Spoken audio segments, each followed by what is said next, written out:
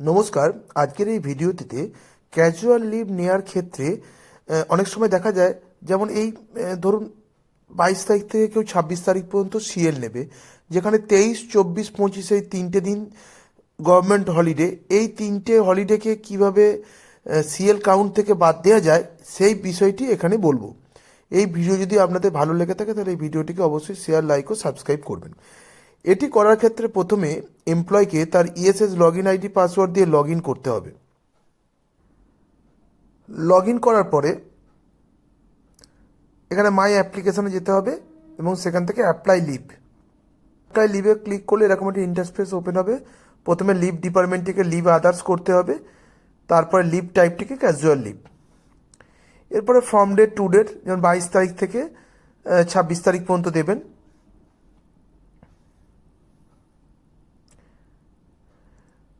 দেওয়ার পর যদি প্রেফিক্স সাফিক্স না থাকে তাহলে দেওয়ার দরকার নেই। স্টেশন লিভ না করলে নো করবেন, যদি স্টেশন লিভ করেন তাহলে ইয়েস করবেন।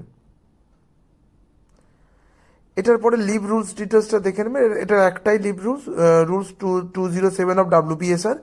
এরপরে যেটা দরকার হচ্ছে অ্যাডিশনাল ডিটেলস। এখানে দেখবেন, এটা ক্লিক করলে প্রথমেই একটি লেখা পাবেন যে এই লিভটার মধ্যে কতগুলো হলিডেজ আছে, সেই সংখ্যাটি এখানে বসাবেন।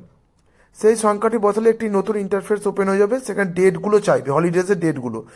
সেই ডেটগুলোকে অ্যাড রো করে করে যে কটা ডেট আছে সেই কটা ডেট এখানে বসিয়ে দেবেন। এটা যদি বসিয়ে দেন, দেখবেন টোটাল নাম্বার অফ হলিডেজ হয়ে যাবে 5 দিন, কিন্তু টোটাল নাম্বার অফ লিভ হয়ে যাবে 2 দিন। অর্থাৎ এই যে 3টে দিন যে দিনটে হলিডেজ আছে, এই 3টে দিন কিন্তু সিএল কাউন্ট থেকে বেরিয়ে আসবে। সিএল কাউন্ট, এই 3টে দিন কিন্তু সিএল এর কাউন্টের মধ্যে আসবে না। এরপরে এখানে রিমার্কস দিয়ে পারপাস